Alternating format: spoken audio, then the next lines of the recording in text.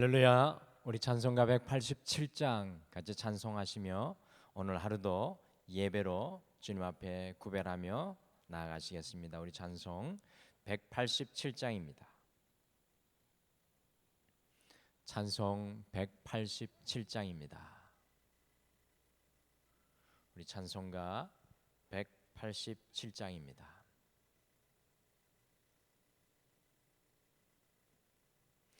비둘기 같이 온유한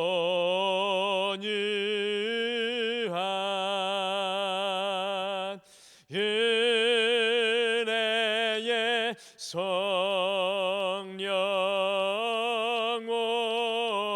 오셔서 거친 맘 만제사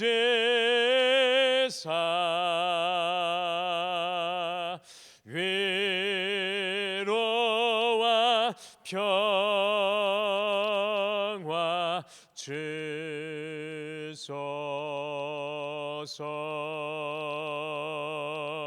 진리의 빛을 비추사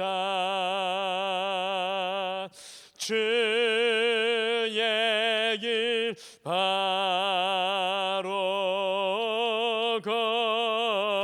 걸으며 주님을 옆에 모시고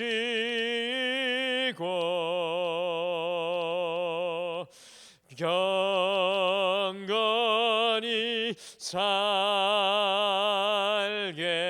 하소서.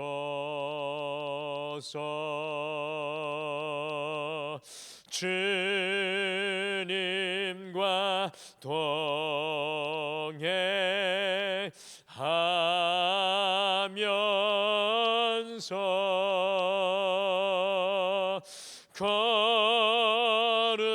거룩한 길로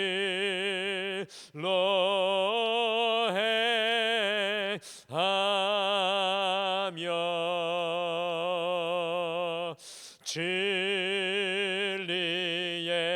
예수 붙잡고 길 잃지 않게 하소서.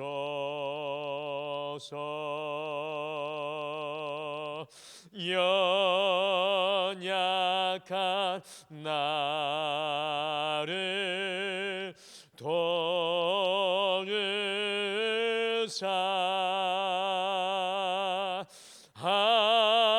하나님 나라 이르러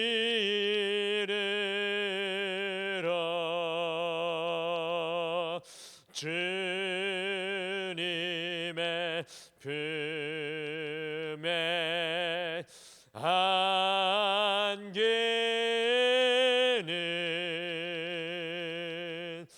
영원한 안식 주소서.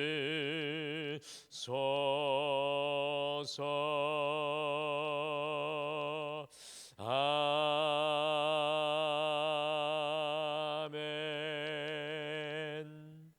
우리 다 같이 함께 기도하시겠습니다. 하나님 아버지, 오늘 이 하루에 귀한 날을 주님과 함께 구별하며 살아계신 여호와 하나님 앞에 나아갑니다. 오늘 이 하루도 하늘문을 활짝 열어주셔서 오 주님, 우리가 보지 못하는 것을 보게 하여 주시고 우리가 고백하지 못하는 것들을 주님 안에 고백하게 도와주시며 더 나아가 우리가 할 수 없는 일을 주님과 더불어 담대하게 해낼 수 있도록 축복하여 주시옵소서. 오늘 우리 가정 속에서, 우리의 일터 속에서, 우리의 삶의 모든 현장 속에서 에녹과 같이 주님과 동행하기를 소원합니다. 우리에게 믿음을 더하여 주시옵소서. 오늘 이 기도의 시간 가운데 주님의 소원으로 기도하게 하여 주실 줄 믿고 감사드리며 예수님의 이름으로 기도드리옵나이다. 아멘. 오늘 말씀은 사도행전 2장 14절에서 21절 말씀입니다. 사도행전 2장 말씀입니다. 사도행전 2장 14절에서 21절 말씀입니다. 사도행전 2장 14절에서 21절 말씀 우리 한 목소리로 다 같이 읽겠습니다. 사도행전 2장 14절에서 21절 말씀 우리 다 같이 한 목소리를 읽겠습니다. 시작. 베드로가 11 사도와 함께 서서 소리를 높여 이르되 유대인들과 예루살렘에 사는 모든 사람들아, 이 일을 너희로 알게 할 것이니 내 말에 귀를 기울이라. 때가 제3신이 너희 생각과 같이 이 사람들이 취한 것이 아니라 이는 곧 선지자 요엘을 통하여 말씀하시는 것이니 일러스되 하나님이 말씀하시기를 말세에 내가 내 영을 모든 육체에 부어주리니 너희의 자녀들은 예언할 것이요 너희의 젊은이들은 환상을 보고 너희의 늙은이들은 꿈을 꾸리라.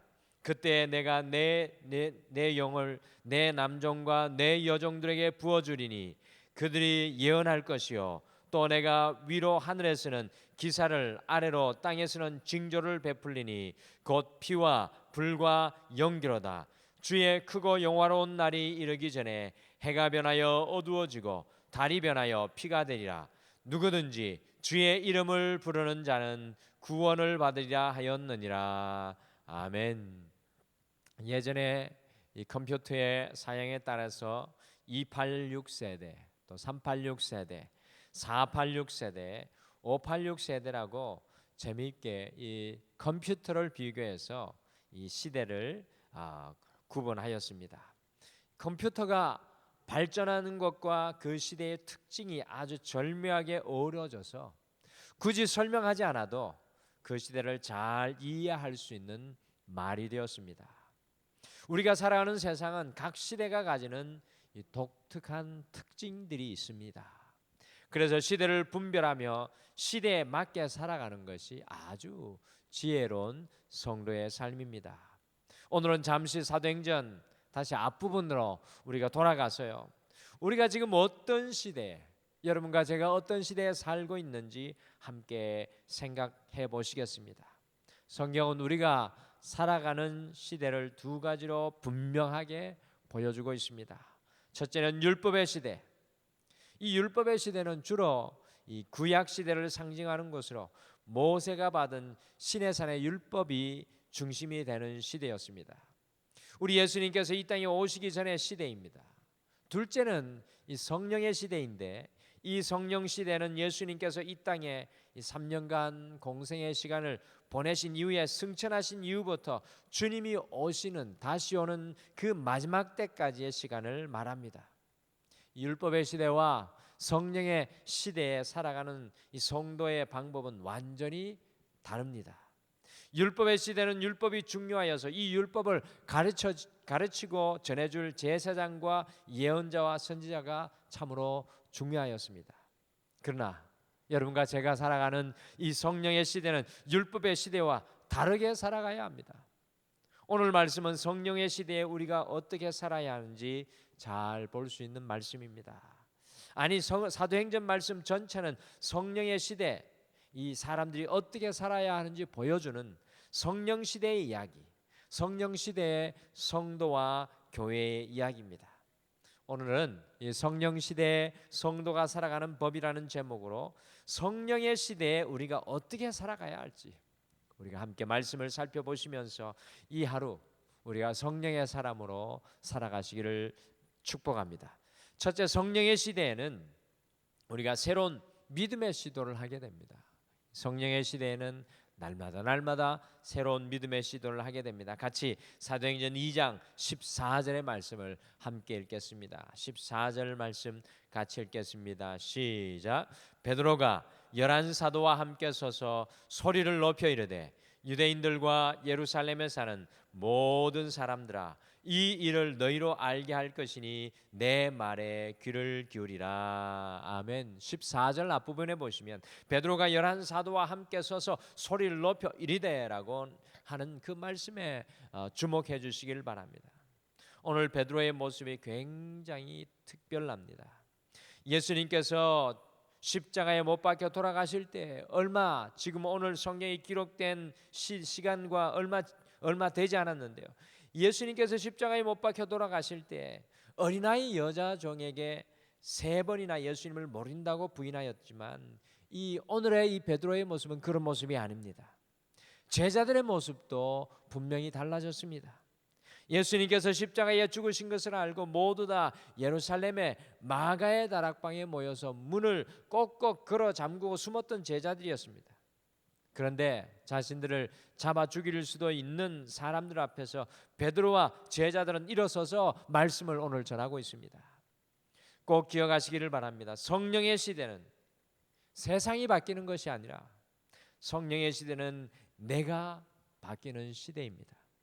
베드로와 제자들을 보십시오. 무서워하고 두려워하여서 숨어 있었던 베드로와 제자들이 그들의 속사람이 담대해지고 강해지는 것입니다. 그리고 일어서서 주님의 말씀을 선포하기 시작하는 전혀 새로운 믿음의 시도를 우리에게 제자들은 보여주고 있습니다. 성령의 시대에 성령님께서 우리 안에 역사하시게 되면 우리는 자리에 안주하지 않고 보통 사람이 상상도 못하는 일과 이 혁명적인 발상을 하게 되어 있습니다. 사도행전 3장에 보시면 베드로와 요한에게 성령이 역사하시니까 날마다 보고 그냥 지나쳤던 안전뱅이를 향하여 선포하였습니다. 은과 금은 내게 없거니와 내게 있는 이것을 내게 주노니 나사렛 예수 그리스도의 이름으로 일어나 걸으라. 선포한 것만이 아니라 나면서부터 못 걷는 사람의 손을 잡고 그 사람을 일으켜 세웠습니다. 베드로와 요한은 이제껏 한 번도 하지 못한 놀랍고 놀라운 이 새로운 믿음의 시도를 하게 되는 것을 보게 됩니다. 사도행전 또 1장 8절 말씀해 보시면 성령님이 임하시면 너희가 권능을 받고 예루살렘과 온 유대와 사마리아와 땅끝까지 이르러 내 증인이 되라고 말씀합니다. 성령님이 우리 안에 역사하실 때에는 그 권능 받는 자리에 머무는 것이 아니라 새로운 곳을 향해 나아갈 것이라고 말씀하는 것입니다. 예루살렘에 부딪히고요, 유대에 부딪히고 사마리아에 부딪히며 땅끝에 부딪힙니다. 우리가 주님과 더불어 새로운 시도를 하게 하십니다. 우리로 하여금 한 자리에 머무르지 못하게 하셔서 이전에 하지 않았던 새로운 간절함과 기도로 기도하게 하시고 엄두도 못 냈던 일을 믿음으로 도전하게 하십니다. 모세가 주님의 성령으로 충만하니까요, 출애굽기 14장 16절에 창인하게 흐르는 홍해, 길이 없을 것 같은 홍해를 향하여서 지팡이를 내밀어서 그 홍해가 갈라지게 하였고요, 바다 가운데를 육지같이 건너게 되었던 것을 기억합니다. 사람이 어떻게 홍해를 가르겠다고 손을 뻗는 시도를 하겠습니까? 그것은 하나님의 성령의 역사입니다. 에스겔 선지자도 마찬가지입니다. 도대체 마른 뼈들에게 말씀을 증거하는 사람이 어디 있겠습니까? 그러나 성령님께서 그 마음에 감동을 주시니 죽은 마른 뼈에게 생기야 들어가라고 외치니까 그 마른 뼈가 큰 군대로 변화되는 역사가 일어났습니다. 사랑하는 성도 여러분, 성령님이 우리 안에 역사하시면 우리의 인생의 한계를 뛰어넘는 능력의 힘이 생깁니다. 우리의 인생의 한계는 좌절의 선이요 절망의 선입니다. 그러나 성령님이 우리 안에 역사하시면 주님께서 주시는 그 새로운 소원과 목표를 가지고 믿음의 다름질을 하게 되어 있습니다. 사단은 우리의 인생의 한계 앞에 한계의 벽으로 가로막고 이야기합니다. 여기까지가 너의 한계야, 너는 할 수 없으라고 하며 우리를 한계에 묶어버립니다. 그러나 성령님께서는 우리가 한계를 넘어서서 새로운 시도를 믿음으로 과감하게 하게 합니다. 할 수 있거든이 무슨 말이냐? 내게 능력 주시는 자 안에서 모든 것을 할 수 있다는 고백으로 한계를 넘어 믿음으로 살아가게 하시는 것입니다. 우리는 성령의 시대에 살아가는 사람들입니다. 이 성령의 시대는 주님과 더불어 우리가 새로운 시도와 도전을 하게 하십니다. 지금 우리 가정과 직장과 사업 속에 오늘 이 하루 새롭게 시도하기를 원하는 그 믿음의 일은 과연 무엇이겠습니까? 그것을 놓고 주님이 우리로 성령을 통해 시도하게 하시는 그 믿음의 일을 바라보시며 함께 기도하시는 이 시간 되시기를 간절히 축복합니다. 둘째, 성령의 시대에는 삶이 해석되는 은혜가 임하게 되어 있습니다. 우리 14절 후반절에 보시면 베드로가 이야기합니다. 유대인들과 예루살렘에 사는 모든 사람들아, 이 일로 너희로 알게 할 것이니 내 말에 귀를 기울이라. 무엇을 여러분들 알게 하시는 것입니까? 8절에 보시면 제자들이 성령을 받게 되니까요, 무려 16개의 언어로 기도하기 시작하였고 그것을 오순절에 전 세계에서 올라온 유대인들과 경건한 사람들이 자신들의 방언으로 알아듣게 되었습니다. 그러면서 이것이 무슨 일인지, 어떻게 그런 일이 일어날 수 있는지 깜짝 놀라게 되었습니다. 이것을 베드로와 제자들이 일어나서 해석해 주겠다는 것입니다. 여러분, 우리가 이 땅을 살아가면서 우리에게 참으로 많은 일이 우리의 인생 가운데 벌어집니다. 어떤 때는 평탄하고요, 어떤 때는 고난을 당합니다. 근데 왜 그렇게 되는지 해석이 안 된다는 것이 문제입니다. 해석이 안 되니까 평탄하면 썩어버리고 고난을 당할 때 좌절합니다. 다른 사람보다 우리가 더 가졌다면 사명자입니다. 그 사람은 복을 나누어야 하는 것입니다. 그런데 복을 왜 받았는지 해석을 못하니까 허랑방탕한 길을 걸어갈 수밖에 없습니다. 아픔이 많은 사람도 사명자입니다. 다른 사람들의 아픔을 헤아릴 수 있기 때문에 그렇습니다. 그런데 자신의 삶에 임한 고난이 자신을 좌절시키고 넘어뜨리는 것인 줄로만 아니까 의미 없게 절망하며 살아가는 것입니다. 어떻게 하면 삶의 평탄함과 고난의 의미를 알 수 있습니까? 성령님께서 우리를 깨우쳐 주셔야만 할 줄 믿습니다. 하나님의 영이신 성령님께서 우리 안에 해석해 주셔야만 합니다. 세상 사람들은 고난을 당하며 그 의미를 모르기에 좌절하지만 그리스도인들은 오히려 고난에서 힘을 얻습니다. 하나님께서 그 고난의 의미를 깨닫게 해석해 주시기 때문입니다. 성령님의 임재하심을 강력하게 체험하였던 믿음의 사람의 헨리 나우에는 이렇게 고백하였습니다. 그리스도인은 상처 입은 치유자다. 우리 자신이 입은 상처가 다른 사람을 치료하는 능력이 된다는 그런 말씀입니다. 우리가 그 뜻을 어떻게 알 수 있습니까? 성령님께서 우리 안에 해석해 주시면 알 수 있게 되는 것입니다. 그러므로 성령님께서 우리 안에 역사하시면 우리는 평탄함 가운데 썩지 않고 고난 가운데 좌절하지 않고 의욕적으로 믿음으로 살아가게 되는 것입니다. 사랑하는 성도 여러분, 성령의 시대에는 우리의 삶을 해석해 주시는 성령의 은혜를 누리며 살아가야 합니다. 오늘 우리의 삶과 가정과 직장과 삶을 놓고 기도할 때 하나님께서 성령을 통해 해석해 주시고 풀어주시는 놀라운 은혜가 오늘 이 시간 임하시기를 간절히 축복합니다.